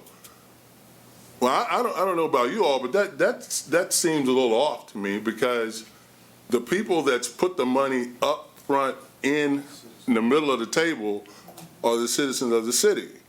And if we're going to commit them to $22.5 million, then we should be the ones to decide exactly where that $10 million go if it's raised, because of the fact that the taxpayers, they're paying for it. So also in the paper, it talked about how we're negotiating with that language. And I don't know how those negotiations are going. I mean, I hope they're going favorably. I don't know. But that seems to be the thought around town, that we've committed $22.5 million or $20.5 million, but we're not the ones dictating on how this project is going to go. And I just don't think that's where we want to be. So I hope that if we move forward through this thing, and I mean, I didn't vote for it, but I'm in the boat with everybody else here, that we can get that language changed so that when that money is raised, that we will have the say of where it goes. Because here's what's happened before here. We have had a similar situation that happened here, and none of you guys were on the commission, Commissioner Watkins was, and we had a group that was going to raise money, and I'm all for it. Take the initiative, go for it, that's great. Well, as soon as we took over the project, it put a total wet blanket on their initiative to raise money. And so the city has it now, so it's going to be fine. Well, we've already floated the bonds. We got those, we've sold those, we're committed on this thing, it's going on. So I'm wondering if the same thing isn't happening here with the $10 million promised, when that will come. Is it still an urgency to go out and be aggressive and raise that money? Because the project is going forward with the majority of the board voting for it. It's going to happen. And if the $10 million isn't raised, the quote in the paper was, well, how's it going to be paid for? It'll come out of general fund. And I don't think any of us want that to happen. So that's my comments. Anyone else have any comments? No? All right. I'm going to move on to audience comments. First up, we have Regina Varvel from Paducah.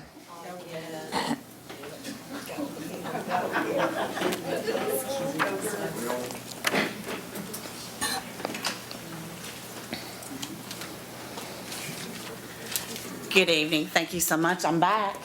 I appreciate that. Welcome. I appreciate the opportunity to speak. And there was a couple of issues that were brought up, and I'm going to bounce around. First of all, we are not Chicago.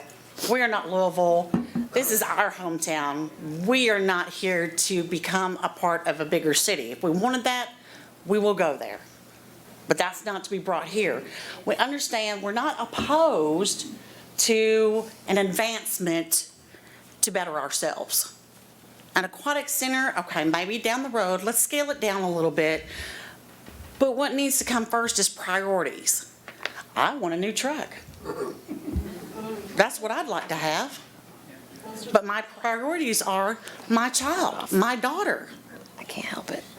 Paying the groceries, paying the electric bill. keeping the flood water out of my home. Priorities. And we are finally standing up for something that we should have been doing all along. Yes, you're absolutely correct. You're right. We should have been doing this. We should have been here. We're not passing the buck off. I don't want to be in your chairs. You can't pay me enough to do your jobs. I can't imagine the stress and everything that comes with it. I don't want it. I am passionate about Paducah. I grew up in the military. I have seen these large cities. I know what they come about. I know what happens in them, and I don't want it. I've said it many a times. I don't want my daughter being tied down the rest of her life for a decision that you have made. I'm extremely passionate about our community. I'm extremely compassionate about our children. All I've heard is the improvements and everything being done downtown and on the north side of town. There's a whole nother sector of town. We're talking about the statistics on crime rates and everything else. Guess what? South side town. You know why? Because there's nothing there for them to do. And you're going to increase crime, and you're going to put these kids whose parents have to make a decision, $40 worth of food or $40 to go swimming. It exists here in Paducah. I'm not ashamed of Paducah. I'm disappointed in you. I'm not going to sit here and come up with a catchy little phrase to become popular. There was an issue downtown that needs to be brought up that I overheard of the parking downtown. You need to take into consideration oversized vehicles, the trucks, the SUVs, and things like that. Also, too, I think that money has been sitting way too long and getting dusty.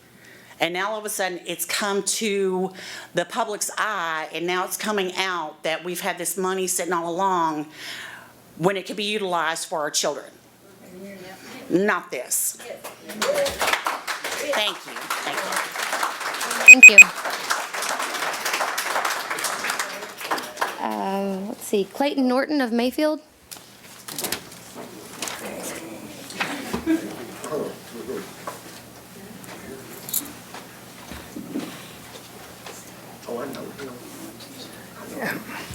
I want to also address the parking situation. And I allege the parking study is inaccurate because it's done off-season at off-peak hours. There is nothing typical about those numbers. I'm an artist that sits there by the parking lot repeatedly, and there is nothing typical about those numbers. And as for his numbers, you really can't know what a normal high tide is by looking at the lowest of the low tides. Catchy phrase. I also allege that city management has deliberately and systematically manipulated the events that would regularly be held at foot of Broadway, to actually move parking away from there. Celebrations like Dickens of a Christmas, the Super Saturday, Pabruka, have been either badly advertised, they have been moved, or canceled. You know, these local celebrations could not happen if we have that development. Anything that closes the foot of Broadway will landlock the hotel. You can't have barbecue on the river without landlocking the hotel. This year, there was no Santa at the gazebo. Therefore, no people parking there. John's Pass Carriages has been made to feel so unwelcome, they don't even have, financially able to be there. Throw in the weather, parking numbers were unusually depressed. As I said, I'm a local artist, and I have noticed the shift of focus away from the foot of Broadway for at least a year or more. And I feel it's been done to depress the area so that this development looks more feasible. The depression of the city block has been continuing since. These pictures show the parking signage at the different parking lots. If you'll note, Well marked, fourth in Kentucky, third in Kentucky. Oh, Farmers Market. Farmers Market. There's our downtown sign. One little sign down at the back of the parking lot. Now, Farmers Market, his circle is right. Half of that is Farmers Market on Saturday mornings and the rest of the week. So, you know, Saturday night, there was overflow parking all the way into that parking lot. That's a normal high tide. Thank you, Clayton. Appreciate you.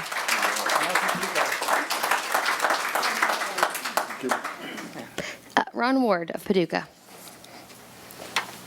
Good evening. Well, I'm going to try to cover several things in a short time. First off, I would disagree with his findings too. He didn't take into account of those spaces downtown, how many people work downtown. I know it has to be, I don't know, I have no idea, really over 1,000.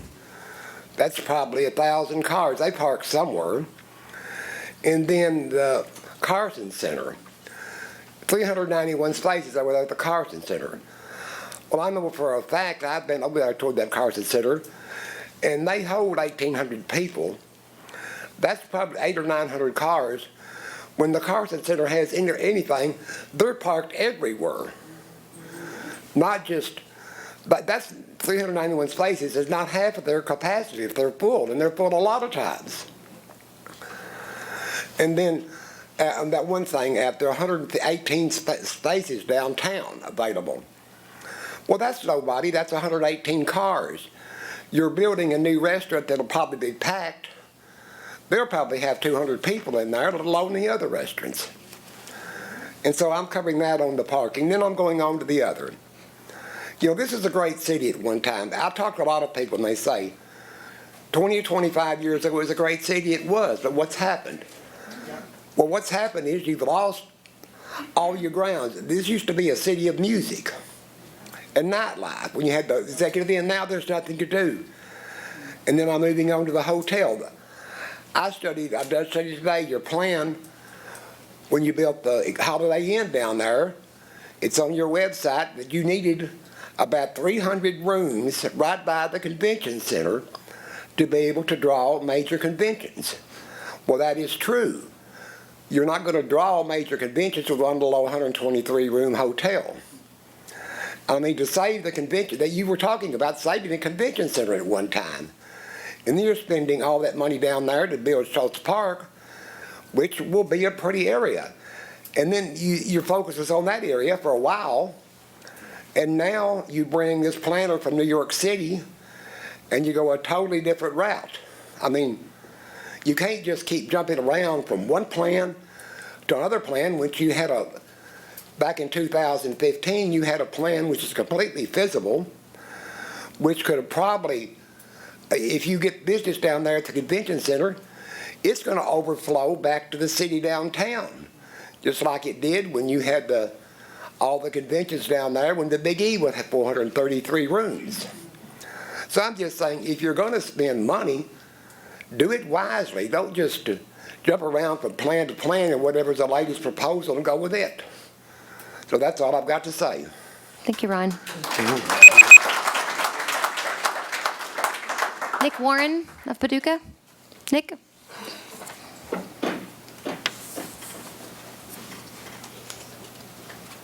Thank you. Nick Warren, 1935 Jefferson. I want to speak about the parking. I was happened to be on Main Street Board back in '89 through 2006, and the new parking assessment was done March the 5th, 2020, and there was one done in 1989 that reached the same exact conclusion. There's more than adequate parking in downtown Paducah. There always has been. It's not exactly where we all want it on the day that we're trying to go to a specific spot. But I was concerned about how the focus was given to the consultant. It was given for not for April, May, June, July, August, September, October, which is the most utilized downtown that we have. It was given for November and December, which is a depressed time for, and also we were given 6 days, but no nights. And around 2nd Street in the entertainment district, it's peak, and we all know it in this room and on this place, around that table, that evening is our peak. But when you restrict it from 1 or from 11 to 6, you're stacking the deck. And we're taking out what is parking. There was no evening parking surveys done after 6 o'clock, but I'll give you one. On my office party was at Tribeca on Thursday, December the 12th. I came out of there at 8:44. From Broadway to 3rd to 1st was parked 100% on the curb. Kentucky Avenue from 3rd to 1st was parked about 80% on the curb. Jefferson from 3rd to 1st, Jefferson from 3rd to 1st was the least parked, as he said today, about 35%. 2nd Street from Jefferson Street to Kentucky Avenue was 100%. City Lot was 94 cars at 9 o'clock at night. And the Kentucky Avenue 3rd to 4th was 6 cars. People are not going to park there and walk. The median age in Paducah is 41 years old. We're not going to get them walking more than a block or so. They're going to go to if you can't get in those, they're going out to the steakhouses at the interstate. And in closing, there were 40 people that came to the public opening, or the public discussion. There's 20,000 adults in Paducah, Kentucky. There was 19,940 that you didn't hear from. Thank you, Nick.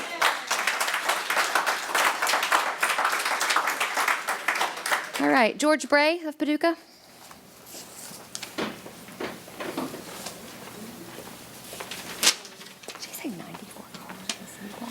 Thank you, Mayor and City Commissioners. I appreciate the opportunity. I'm a candidate for mayor. And over the last few months, I've made it my goal to talk to, listen, and consider the opinions of Paducah citizens everywhere on the issues that are important to each of them. I have been literally inundated with negative sentiment on the proposed aquatic center. I personally walked knocking on doors, canvassing voters this past Saturday, and not one voter I reached was in favor of the aquatic center in its current form. It is all anyone wanted to talk about. This commission voted unanimously to approve an agreement for the design of the facility on August 27th, less than 6 months ago, and now our community is deeply divided. I am supportive of Commissioner Abraham's original idea to postpone bidding on this project. I'm not in any way against a wellness center if it is planned more responsibly, in a business-like manner, and funded differently, specifically with a public-private partnership. At this moment, we are missing the most necessary ingredient for success, a more responsible plan for financing.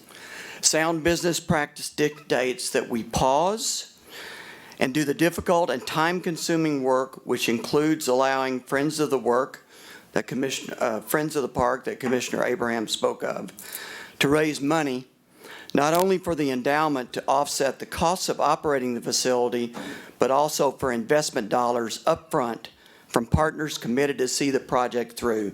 Let's get some seed money in the bank before we take any bids for this project.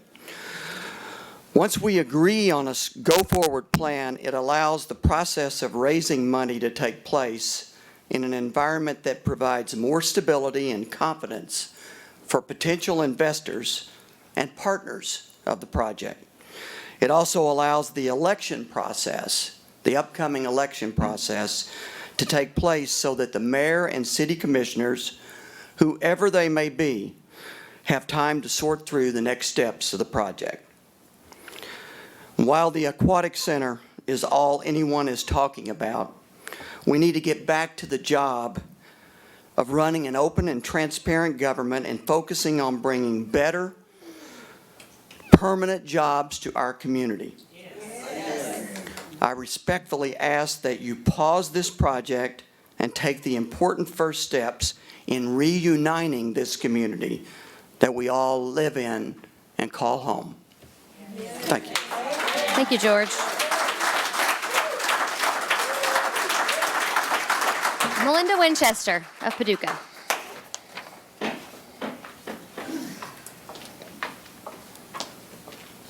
Okay, so I'm going to speak about the parking assessment tonight, my concerns about the process and the conclusions. This information is the most vital piece to this project, besides our hotel market demand study, I feel like. And we need to make sure as a community and as a commission and for our business owners that we get this information right so you guys can make an informed decision about this project downtown. So I question, again, like the other person said, the time period that was chosen for this assessment and why the months of November and December were chosen as our baseline time period. The 12-block focus area was only assessed 6 times once a day. How can you accept this as our downtown assessed in this limited capacity begins to represent our parking needs in downtown Paducah? This does not provide a valid baseline. I also question, why did you not assess the parking between 6 and 10 p.m.? This is obviously one of our busiest times downtown. In order to have a true baseline of these needs, you should have consulted the Carson Center, the Market House Theater to determine when their shows are and assess the parking during those times as well. Also, several key projects within the 1 block, not the 12 block, but within the 1 block focus area is left out of the calculation. So let me recap those for you. The Old Whalers Restaurant, which is Broussard's of Paducah, they anticipate 20 workers for every shift. Right now, their capacity is at 265, but they have a potential need of probably about 152 parking spots. A new project starting at Hooper's, 219 Broadway, will have nine new apartments. That's 9 new parking places. A new barbecue restaurant at 225 Broadway coming in June anticipates 5 new employees. At full capacity would have 75 patrons, potential parking probably about 35 parking spots, giving a total of unaccounted need of about 196 parking spots. You also did not anticipate the impending projects right now of the German National Bank building, which is also in that 1 block focus area, and the 40,000 square foot commercial building at the corner of Jefferson and 3rd that's owned by Black Pearl Properties. They're going to have a huge need if they get that project going for parking. So as a commission, I ask you, this is one piece of the puzzle that we need to make sure that we get right with this project so it does not have a negative impact on our existing businesses and our future development. And I really hope that your intent is to understand what our parking needs are downtown and not just checking that box in that developer agreement. Thank you. Thank you, Melinda.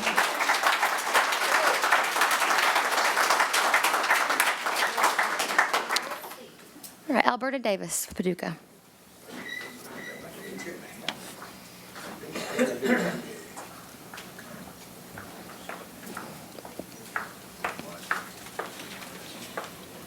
I'm Alberta Davis from Paducah, as she said, and I have some concerns about your parking study also.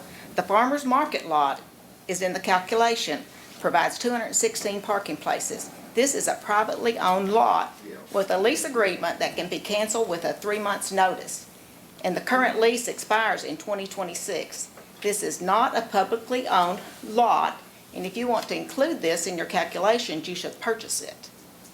Otherwise, there is a risk it will be developed and then the parking would not be available as calculated, causing a hardship on the existing businesses.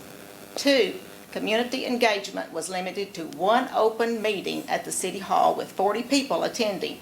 Comprehensive community engagement should have been done to all good neighbors, organizations, and investors and stakeholders. Out of the 6 days assessed, parking for 4 was assessed and paid and given to the city and given to the consultants by the city planning department.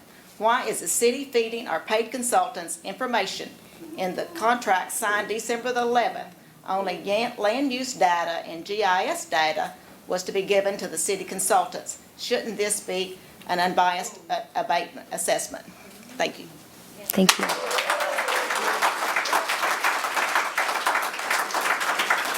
All right, Matt Baker of Paducah.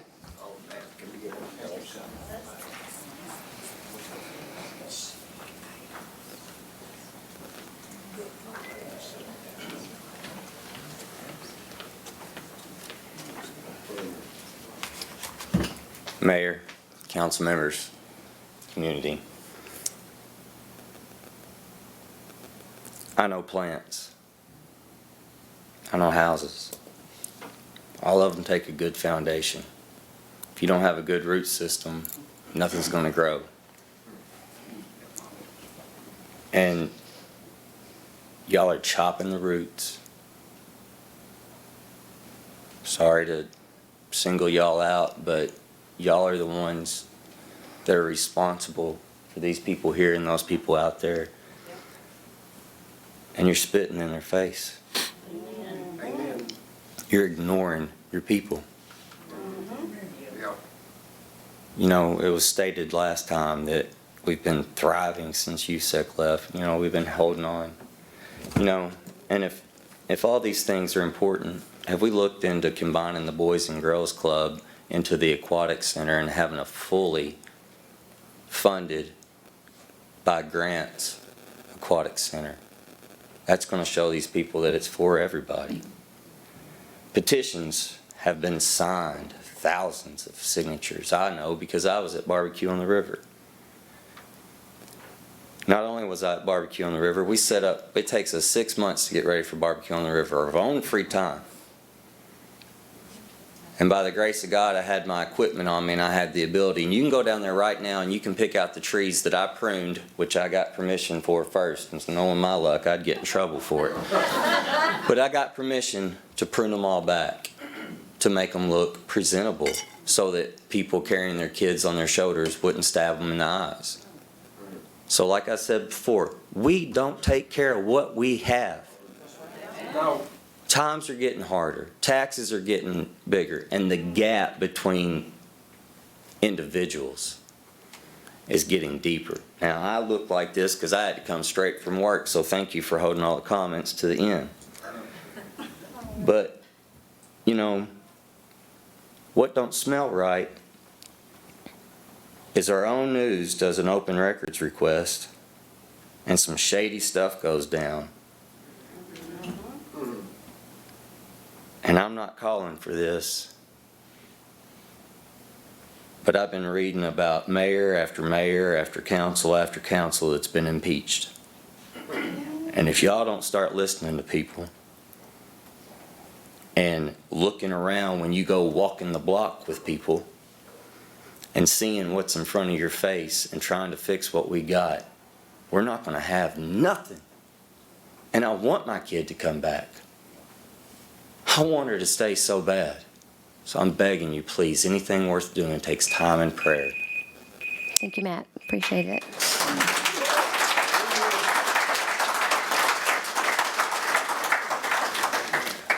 All right, I'm going to make a motion to adjourn. Second. All in favor? Aye. Aye. All right, meeting adjourned. Thank you all. Have a good evening.